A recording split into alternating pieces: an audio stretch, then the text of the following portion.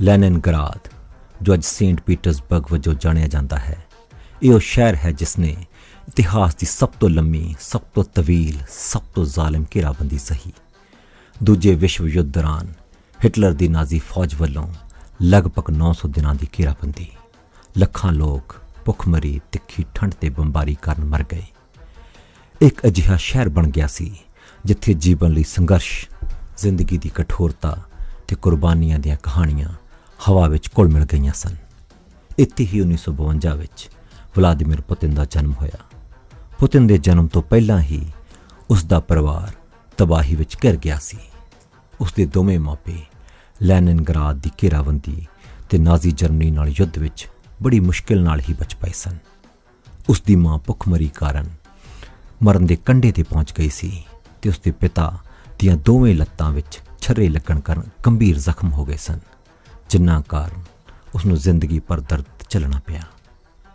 Putin ਦੇ 2 ਵੱਡੇ ਭਰਾ ਵੀ ਸਨ, ਪਰ ਉਹਦੇ ਜਨਮ ਤੋਂ ਪਹਿਲਾਂ ਹੀ ਮਰ ਗਏ ਸਨ। ਇੱਕ ਭਰਾ ਵਿਕਟਰ ਛੋਟੀ ਉਮਰ ਵਿੱਚ ਹੀ ਲੈਨਿਨਗ੍ਰਾਦ ਦੀ ਘੇਰਾਬੰਦੀ ਦੌਰਾਨ ਭੁੱਖਮਰੀ ਕਾਰਨ ਮਰ ਗਿਆ ਤੇ ਉਸ ਨੂੰ 5 ਲੱਖ ਲੋਕਾਂ ਦੀ ਸਾਂਝੀ ਕਬਰ ਵਿੱਚ ਦਫਨਾ ਦਿੱਤਾ ਗਿਆ। ਉਸ ਦਾ ਦੂਜਾ ਵੱਡਾ ਭਰਾ ਅਲਬਰਟ 1930 ਵਿੱਚ ਆਪਣੇ ਬਚਪਨ ਵਿੱਚ ਹੀ ਮਰ ਗਿਆ ਸੀ। ਪੁਤਿਨ ਦੇ 6 ਚਾਚੇ ਤਾਇਆਂ ਚੋਂ 5 ਯੁੱਧ ਦੌਰਾਨ ਮਾਰੇ ਗਏ। ਪੁਤਿਨ ਦੇ ਪਿਤਾ, ਜਿਨ੍ਹਾਂ ਦਾ ਨਾਮ ਵਲਾਦੀਮੀਰ ਸਪਿਰੀਦੋਨੋਵਿਚ ਪੁਤਿਨ ਸੀ, ਇੱਕ ਫੈਕਟਰੀ ਮਜ਼ਦੂਰ ਸਨ ਤੇ ਉਸ ਦੀ ਮਾਂ ਮਰੀਆ ਇਵਾਨੋਵਾ ਪੁਤਿਨਾ ਕੋਲ ਵੀ ਇੱਕ ਸਧਾਰਨ ਨੌਕਰੀ ਸੀ। ਉਹ ਇੱਕ ਸਾਂਝੇ ਅਪਾਰਟਮੈਂਟ ਵਿੱਚ ਰਹਿੰਦੇ ਸਨ ਜਿੱਥੇ ਕਈ ਪਰਿਵਾਰ ਇੱਕ ਆਮ ਰਸੋਈ ਤੇ ਬਾਥਰੂਮ ਸਾਂਝਾ ਕਰਦੇ ਸਨ। ਜੀਵਨ ਕਠੋਰ ਸੀ ਤੇ ਹਾਲਾਤ ਬਹੁਤ ਖਰਾਬ ਸਨ। ਬਚਪਨ ਵਿੱਚ ਪੁਤਿਨ ਸਰੀਰਕ ਤੌਰ ਤੇ ਪਤਲਾ ਤੇ ਕਮਜ਼ੋਰ ਸੀ ਤੇ ਉਸ ਦੀ ਪਹਿਲੀ ਚੁਣੌਤੀ ਲੈਨਿਨਗ੍ਰਾਦ ਸ਼ਹਿਰ ਸੀ, ਜਿੱਥੋਂ ਦੀਆਂ ਗਲੀਆਂ ਦਾ ਇੱਕੋ ਇੱਕ ਨੇਮ ਸੀ, ਜਦੋਂ ਲੜਾਈ ਅਟੱਲ ਹੋ ਜਾਵੇ ਤਾਂ ਪਹਿਲਾ ਵਾਰ ਕਰਨਾ ਹੀ ਅਕਲਮੰਦੀ ਹੈ। ਉਸ ਦੇ ਬਚਪਨ ਨਾਲ ਜੁੜੀ ਇੱਕ ਮਸ਼ਹੂਰ ਕਹਾਣੀ ਵੀ ਹੈ ਕਿ ਇੱਕ ਵਾਰ ਪੁਤਿਨ ਆਪਣੇ ਅਪਾਰਟਮੈਂਟ ਦੀਆਂ ਪੌੜੀਆਂ ਵਿੱਚ ਇੱਕ ਛੋਟੇ ਜਿਹੇ ਚੂਹੇ ਦਾ ਪਿੱਛਾ ਕਰ ਰਿਹਾ ਸੀ। ਜਦੋਂ ਇਹ ਛੋਟਾ ਜਿਹਾ ਚੂਹਾ ਇੱਕ ਖੁੰਝੇ 'ਚ ਫਸ ਗਿਆ, ਜਦੋਂ ਉਸ ਕੋਲ ਬਚਣ ਦਾ ਹੋਰ ਕੋਈ ਰਾਹ ਨਾ ਰਿਹਾ ਤਾਂ ਉਸਨੇ ਪੁਤਿਨ ਤੇ ਹਮਲਾ ਕਰ ਦਿੱਤਾ। ਇਹ ਪੁਤਿਨ ਲਈ ਜ਼ਿੰਦਗੀ ਭਰ ਦਾ ਇੱਕ ਅਹਿਮ ਸਬਕ ਬਣ ਗਿਆ। ਜੇਕਰ ਤੁਸੀਂ ਕਮਜ਼ੋਰ ਹੋ ਤੇ ਲੜਾਈ 'ਚ ਫਸ ਗਏ ਹੋ ਤਾਂ ਤੁਹਾਨੂੰ ਪਹਿਲਾਂ ਹਮਲਾ ਕਰਨਾ ਪੈਂਦਾ ਹੈ, ਤਾਕਤ ਦਿਖਾਉਣੀ ਪੈਂਦੀ ਹੈ। ਇਸੇ ਕਰਕੇ ਹੀ ਸ਼ਾਇਦ ਪੁਤਿਨ ਨੇ ਮਾਰਸ਼ਲ ਆਰਟਸ ਵੀ ਸਿੱਖਣਾ ਸ਼ੁਰੂ ਕੀਤਾ, ਖਾਸ ਕਰਕੇ ਸਾਂਬੋ ਤੇ ਜੂਡੋ, ਜੋ ਉਸਨੇ ਉਮਰ ਭਰ ਜਾਰੀ ਰੱਖਿਆ। ਕਈ ਲੋਕ ਉਸ ਘਿਰੇ ਹੋਏ ਚੂਹੇ ਤੇ ਬਚਪਨ ਦੇ ਪੁਤਿਨ ਵਿਚਕਾਰ ਸਮਾਨਤਾ ਦੇਖਦੇ ਹਨ। ਇੱਕ ਛੋਟਾ ਜਿਹਾ ਮੁੰਡਾ ਜੋ ਅਕਸਰ ਵੱਡੇ ਬੱਚਿਆਂ ਦੁਆਰਾ ਨਿਸ਼ਾਨਾ ਬਣਾਇਆ ਜਾਂਦਾ ਸੀ। ਉਸ ਦੇ ਬਚਪਨ ਦੇ ਇੱਕ ਦੋਸਤ ਨੇ ਦੱਸਿਆ ਕਿ ਪੁਤਿਨ ਜਿੱਤਣ ਲਈ ਕਿਸੇ ਵੀ ਹੱਦ ਤੱਕ ਚਲਾ ਜਾਂਦਾ ਸੀ। ਉਹ ਆਪਣੇ ਤੋਂ ਵੱਡੇ ਬੱਚਿਆਂ ਨੂੰ ਹਰਾਉਣ ਲਈ ਹਰ ਹੀਲਾ ਵਰਤਦਾ, ਕਦੇ ਦੰਦ ਮਾਰ ਦਿੰਦਾ, ਕਦੇ ਘਸੁੰਨ, ਕਦੇ ਨੌਂਦਰਾਂ। ਜੇ ਦੇਖਿਆ ਜਾਵੇ ਤਾਂ ਪੁਤਿਨ ਦਾ ਇਹ ਕਿਰਦਾਰ ਅੱਜ ਵੀ ਕਾਇਮ ਹੈ। ਪੁਤਿਨ ਆਪਣੇ ਸਕੂਲ ਦਾ ਇੱਕੋ ਇੱਕ ਬੱਚਾ ਸੀ ਜਿਸ ਨੂੰ ਯੰਗ ਪਾਇਨੀਅਰਸ ਆਰਗੇਨਾਈਜੇਸ਼ਨ ਵਿੱਚ ਸ਼ਾਮਲ ਹੋਣ ਤੋਂ ਰੋਕਿਆ ਗਿਆ। ਇਹ ਸੰਸਥਾ ਬੁਨਿਆਦੀ ਤੌਰ ਤੇ ਬॉय ਸਕਾਊਟ ਦਾ ਕਮਿਊਨਿਸਟ ਵਰਜ਼ਨ ਹੀ ਸੀ। ਬਾਅਦ ਵਿੱਚ ਪੁਤਿਨ ਇਸ ਬਾਰੇ ਦੱਸਦਾ ਹੈ ਕਿ ਹਾਂ, ਮੈਂ ਪਾਇਨੀਅਰ ਨਹੀਂ ਸੀ, ਮੈਂ ਤਾਂ ਇੱਕ ਗੁੰਡਾ ਸੀ। ਹਾਲਾਂਕਿ 6ਵੀਂ ਜਮਾਤ ਵਿੱਚ ਜਦੋਂ ਹੀ ਉਸਨੇ ਅਕਾਦਮਿਕ ਤੌਰ ਤੇ ਆਪਣੇ ਰੰਗ ਢੰਗ ਸੁਧਾਰੇ ਤਾਂ ਉਸ ਨੂੰ ਤੁਰੰਤ ਯੰਗ ਪਾਇਨੀਅਰਸ ਮੈਂਬਰਸ਼ਿਪ ਤੇ ਕਲਾਸ ਰਿਪਰੈਜ਼ੈਂਟੇਟਿਵ ਲਈ ਚੁਣ ਲਿਆ ਗਿਆ। ਇਹ ਵੱਖ ਗੱਲ ਹੈ ਕਿ ਉਸਨੇ ਸਟਰੀਟ ਫਾਈਟਰ ਵਾਲੀ ਭਾਵਨਾ ਨੂੰ ਕਦੇ ਨਹੀਂ ਛੱਡਿਆ। ਨੌਜਵਾਨੀ ਵਿੱਚ Putin Soviet intelligence agency KGB ਦੀਆਂ ਕਹਾਣੀਆਂ ਤੋਂ ਬਹੁਤ ਪ੍ਰਭਾਵਿਤ ਸੀ। ਉਸਦੀ ਸਭ ਤੋਂ ਵੱਡੀ ਪ੍ਰੇਰਨਾ ਦ ਸ਼ੀਲਡ ਐਂਡ ਦੀ ਸੋਰਡ ਨਾਂ ਦੀ ਇੱਕ ਸੋਵੀਅਤ ਜਸੂਸੀ ਫਿਲਮ ਸੀਰੀਜ਼ ਸੀ, ਜੋ ਨਾਜ਼ੀ ਜਰਮਨੀ ਵਿੱਚ ਇੱਕ ਸੋਵੀਅਤ ਜਸੂਸ ਬਾਰੇ ਸੀ। ਇਸ ਫਿਲਮ ਨੂੰ ਦੇਖਦਿਆਂ ਉਸਨੇ ਖੁਦ ਦੀ ਤੁਲਨਾ ਇੱਕ ਅਜਿਹੇ ਲੰਮੇ ਤੇ ਪਤਲੇ ਆਦਮੀ ਨਾਲ ਕਰਨੀ ਸ਼ੁਰੂ ਕਰ ਦਿੱਤੀ ਜੋ ਚੁੱਪਚਾਪ ਚਲਾਕੀ ਨਾਲ ਅੰਦਰੂਨੀ ਤੇ ਬਹਿਰੂਨੀ ਦੁਸ਼ਮਣਾਂ ਨਾਲ ਲੜਦਾ ਹੈ। ਇਨ੍ਹਾਂ ਕਹਾਣੀਆਂ ਤੇ ਫਿਲਮਾਂ ਨੇ ਨੌਜਵਾਨ ਪੁਤਿਨ ਦੀ ਕਲਪਨਾ ਤੇ ਅਜਿਹਾ ਅਸਰ ਕੀਤਾ ਕਿ ਸੋਵੀਅਤ ਯੂਨੀਅਨ ਦੀ ਇਸ ਸਭ ਤੋਂ ਵੱਡੀ ਤੇ ਰਹੱਸਮਈ ਸੰਸਥਾ ਵਿੱਚ ਸ਼ਾਮਲ ਹੋਣਾ ਹੀ ਉਸਦਾ ਸੁਪਨਾ ਬਣ ਗਿਆ। 9ਵੀਂ ਜਮਾਤ ਵਿੱਚ ਹੀ ਉਸਨੇ KGB ਵਿੱਚ ਸ਼ਾਮਲ ਹੋਣ ਦਾ ਫੈਸਲਾ ਕਰ ਲਿਆ ਸੀ। ਉਸਨੇ ਖੁਦ KGB ਦਫ਼ਤਰ ਜਾ ਕੇ ਪੁੱਛਿਆ ਕਿ KGB ਏਜੰਟ ਕਿਵੇਂ ਬਣਿਆ ਜਾਂਦਾ ਹੈ। ਉਸ ਨੂੰ ਦੱਸਿਆ ਗਿਆ, ਪਹਿਲਾਂ ਯੂਨੀਵਰਸਿਟੀ ਜਾਓ, ਕਾਨੂੰਨ ਦੀ ਡਿਗਰੀ ਲਓ ਤੇ ਉਡੀਕ ਕਰੋ। ਪੁਤਿਨ ਨੇ ਬਿਲਕੁਲ ਉਵੇਂ ਕੀਤਾ। ਉਸਨੇ ਕਾਨੂੰਨ ਦੀ ਡਿਗਰੀ ਲਈ ਉਡੀਕ ਕੀਤੀ ਤੇ ਫਿਰ ਇੱਕ ਦਿਨ ਉਸਨੂੰ KGB ਵਿੱਚ ਭਰਤੀ ਕਰ ਲਿਆ ਗਿਆ।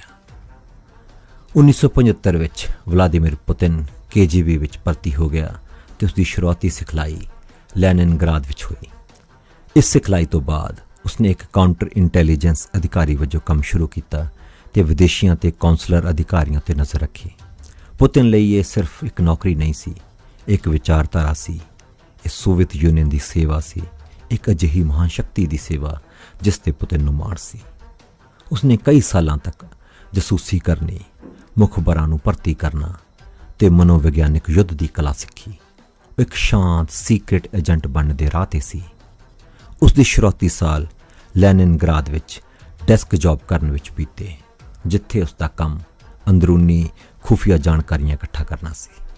ਬਾਅਦ ਵਿੱਚ ਉਸ ਨੂੰ KGB ਦੀ ਕੇਂਦਰੀ ਖੁਫੀਆ ਅਕੈਡਮੀ ਵਿੱਚ 1 ਸਾਲ ਦੀ ਪੜ੍ਹਾਈ ਕਰਨ ਦਾ ਮਾਣ ਵੀ ਪ੍ਰਾਪਤ ਹੋਇਆ।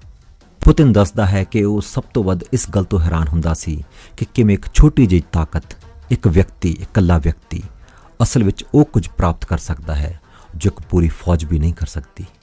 ਇਹੀ ਤਾਕਤ, ਇਹੀ ਸੋਚ, ਇਹੀ ਰੋਮਾਂਚ ਲਈ ਤਾਂ ਉਹ KGB ਏਜੰਟ ਬਣਿਆ ਸੀ। 1985 ਵਿੱਚ ਉਸ ਨੂੰ ਪੂਰਬੀ ਜਰਮਨੀ ਦੇ ਸ਼ਹਿਰ ਡ੍ਰੈਸਡਨ ਭੇਜ ਦਿੱਤਾ ਗਿਆ।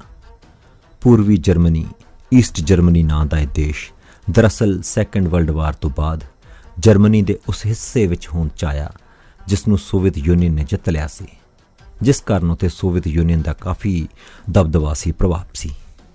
ਇੱਥੇ ਪੁਤਿਨ ਨੂੰ ਇੱਕ ਅਨੁਵਾਦਕ ਦੇ ਕਵਰ ਹੇਠ ਭੇਜਿਆ ਗਿਆ ਸੀ, ਜਿੱਥੇ ਉਹ 1990 ਤੱਕ ਰਿਹਾ। ਡ੍ਰੈਸਡਨ ਵਿੱਚ ਉਸਨੇ 87, ਜੋ ਕਿ ਪੂਰਬੀ ਜਰਮਨੀ ਦੀ ਖੂਫੀਆ ਪੁਲਿਸ ਸੀ, ਨਾਲ KGB ਦੇ ਸੰਪਰਕ ਅਧਿਕਾਰੀ ਲਾਈਜ਼ਨ ਆਫਿਸਰ ਵਜੋਂ ਕੰਮ ਕੀਤਾ।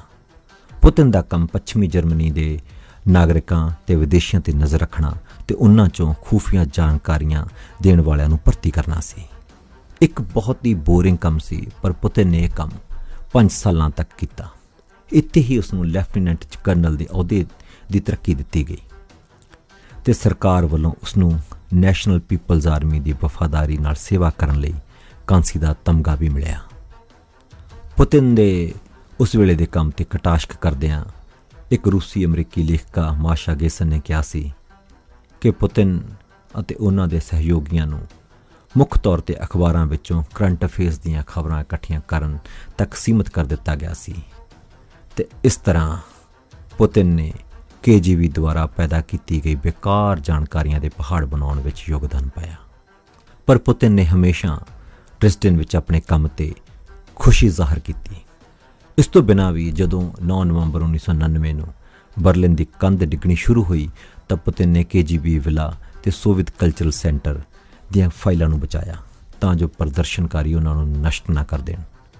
ਪੂਰਬੀ ਜਰਮਨੀ ਦੀ ਸਰਕਾਰ ਦੇ ਢਹਿ ਜਾਣ ਤੋਂ ਬਾਅਦ ਪੁਤਿਨ ਨੇ KGB ਦੇ ਸਰਗਰਮ ਅਧਿਕਾਰੀ ਵਜੋਂ ਕੰਮ ਛੱਡ ਦਿੱਤਾ ਤੇ 1990 ਦੇ ਸ਼ੁਰੂ ਵਿੱਚ ਲੈਨਿਨਗ੍ਰਾਦ ਵਾਪਸ ਆ ਗਿਆ।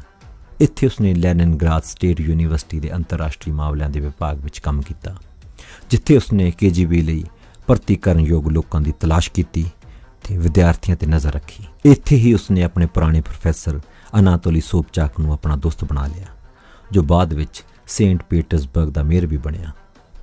ਫਿਰ ਉਹ ਰਾਤ ਆਈ ਜਦੋਂ ਪੁਤਿਨ ਦਾ ਸੋਵੀਅਤ ਰੂਸ ਖਤਮ ਹੋ ਗਿਆ ਤੇ ਇਸ ਦੇ ਨਾਲ ਹੀ ਇੱਕ ਅਜਿਹੇ ਰੂਸ ਦਾ ਜਨਮ ਹੋਇਆ ਜਿਸ ਨੇ ਰੂਸ ਨੂੰ ਬਦ ਤੋਂ ਬਦਤਰ ਬਣਾ ਦਿੱਤਾ।